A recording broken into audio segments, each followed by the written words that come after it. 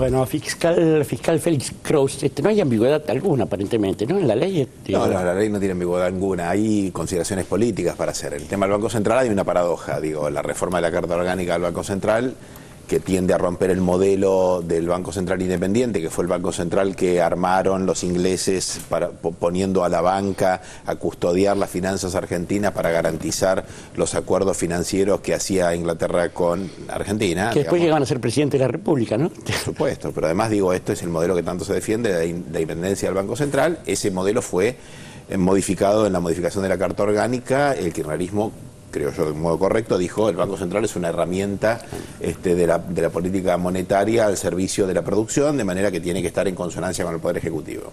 Paradoja, el Poder Ejecutivo ahora será otro. Digamos, la derecha, el neoliberalismo, sostiene y defendió a Redrado y la independencia del Banco Central como si fuera una cuestión patriótica. Bueno, ahora dice que no, que el Banco Central tiene que estar a disposición de ellos. Hay una paradoja que involucra a las dos fuerzas políticas, digámoslo claramente. El tema, me parece, de la Ley de Servicio de Comunicación Audiovisual no ofrece dudas, porque además no fue objeto de cuestionamiento. Digo, la batalla judicial con esta justicia tan hospitalaria para los accionantes, que todavía hoy, ¿no? Digamos, sí, unos días antes se renovaron la perpetua cautelar respecto a la desregulación compulsiva, digamos, a la desinversión compulsiva.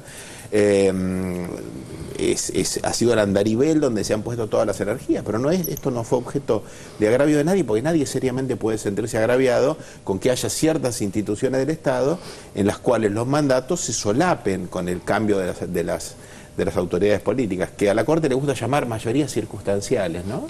Porque ellos son minorías perpetuas. Hay un desdén, ¿no? Las mayorías circunstanciales, para estos tipos que elige el pueblo y que duran nada más que 4 años. A nosotros, como somos, venimos directamente, descendemos de Fernando VII y venimos sin escalas hasta acá y nos morimos, inclusive hay gente que piensa no morirse nunca y quedarse en el cargo. Bueno, aflojemos un poco, pero dejando esto de lado, parece lógico que ciertas autoridades que regulan asuntos que hacen hacen elementos centrales del debate democrático, como son los medios de comunicación, tengan un mandato que no se corresponda con las mayorías circunstanciales. Y esto sucede con la autoridad de RTA, con Radio Televisión Argentina, no del sistema de medio público, como dijo Lombardi el otro día, citando a una sociedad del Estado que no existe más, pero que existía cuando él estaba en la Alianza.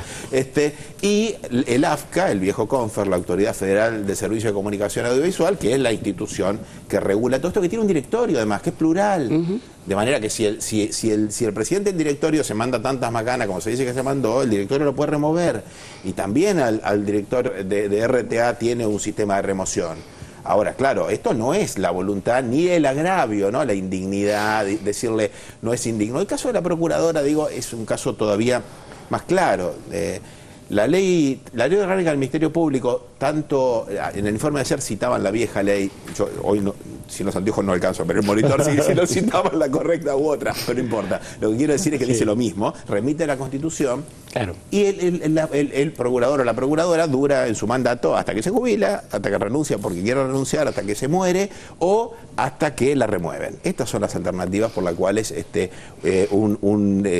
la cabeza del Ministerio Público puede ser removido. Ahora, ¿cuál es el último caso que nosotros recordamos de presiones para que un procurador se vaya? Porque es mentira, no está en el sentido común que el procurador deje su cargo. En algunos casos lo ha dejado y en otros no. Pero fíjense ustedes, por ejemplo, el procurador Andrés D'Alessio pretendió seguir en su cargo cuando finalizó el gobierno del doctor Raúl Alfonsín, y fue fuertemente presionado por el gobierno de Carlos Menem, tanto que él le presentó la renuncia al final, diciéndole: le voy a presentar la renuncia para que usted no quede como el primer presidente de la nación que ejerce un acto de violencia y de ruptura institucional, ejerciendo, digamos, un acto ilegal, removiéndome a mí. Y luego la misma presión se hizo sobre el fiscal Ricardo Molinas, el fiscal nacional de investigaciones administrativas. Ustedes recordarán, en aquellos tiempos la tierra estaba caliente, el asunto fue muy meneado. El procurador Nicolás Becerra, designado por el menemismo, venía de ser diputado, digo, para lo que hablan de militancia, ¿no?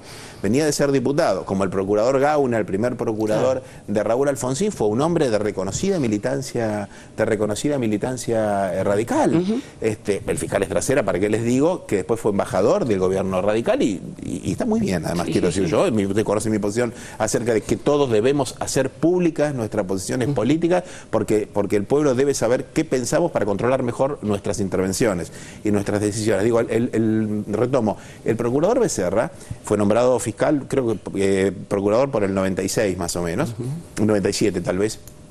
El procurador Becerra atravesó toda la fase del menemismo, todo el gobierno de la Alianza, y también el interregno de la presidencia provisional del senador Duhalde. Y se retiró, por su propia voluntad para ir a cumplir funciones en el Mercosur. Nadie, en ningún sentido común, nadie le pidió que se retirara. Los que quisieron hacer cumplir la correspondencia automática entre un procurador y el mandato del Poder Ejecutivo lo hicieron violentamente. Claro.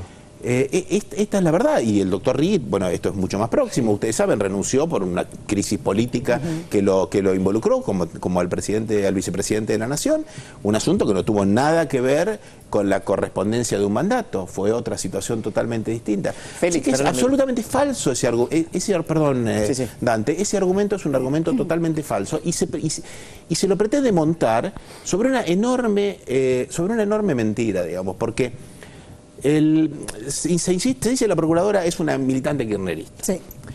Convengamos que es uno de los pocos procuradores que viene del trabajo, digamos, del propio Ministerio Público, ¿no? Yo no recuerdo que haya habido otro procurador, por lo menos desde el retorno democrático, que haya venido de las entrañas del propio Ministerio Público, del mundo judicial, donde es incompatible la militancia política, digamos, partidaria, ¿se entiende? ¿No? Política hacemos todos, la militancia partidaria. Además de esto, se le atribuye haber ejercido un sinnúmero de acciones para beneficiar al kirchnerismo. Bueno, hasta donde nosotros sabemos, no ha logrado, digamos, no ha impulsado ni ningún procesamiento, ni ninguna sanción respecto a ningún funcionario, ni ningún político de la fuerza opositora.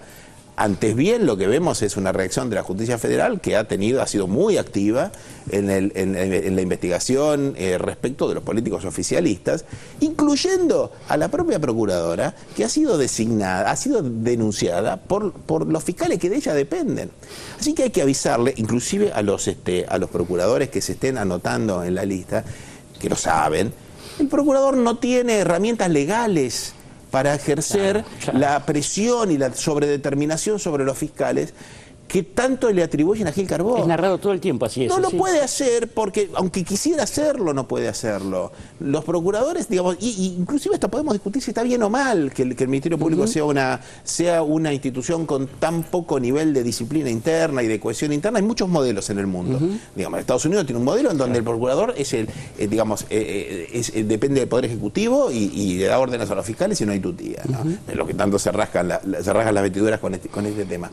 Ahora, digamos, si alguien no puede dar instrucciones particulares, decirle a un fiscal no acuse o acuse a esta persona en particular, y sí instrucciones marco respecto a determinadas temáticas, que inclusive hasta pueden ser objetadas por el fiscal y puede convocar a un consejo de fiscales para que ese consejo de fiscales expida sobre esto. ¿Dónde está la capacidad de llevar de las narices a los fiscales para que hagan o dejen de hacer algo? Además que no pueden demostrar que esto haya sucedido en los 3 años y medio de gestión que lleva. Gil Carbó le puede gustar mucho o poco. Con la gestión se puede acordar, se puede discrepar. Hay muchos modelos de gestión, hay muchos modelos de organización del Ministerio Público, hay muchos modelos de hacer este trabajo. Inclusive el Ministerio Público es todavía una institución nueva que no ha terminado de fraguar. Está todo en transformación. Ahora, estos argumentos son falsos y es infame que se pretenda usar, aunque sea con el mejor tono de monaguillo, el insulto para tratar de compeler moralmente o horadar emocionalmente al otro, llamándolo indigno, porque esto es lo que se dice cuando se convoca a la dignidad para renunciar.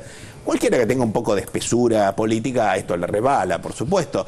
Pero habla muy bien del estándar republicano de quienes lo dicen, ¿no? Y al repetirse todo el tiempo, Mariana. Sí, me parece que está todo esto montado sobre una cantidad de cosas de desconocimiento profundo de los personajes en cuestión, de las leyes. Por eso es que tanto Leuco como Bravo pueden decir, bueno, más allá de la ley, entonces aplicamos la política o el sentido común. O sea, eso quiere decir lo que me parece a mí. Más allá de la ley aplicamos lo que me parece a mí, que es lo que dicen abiertamente, como más allá de la ley. Más allá de la ley, no, cambiar la ley en todo caso.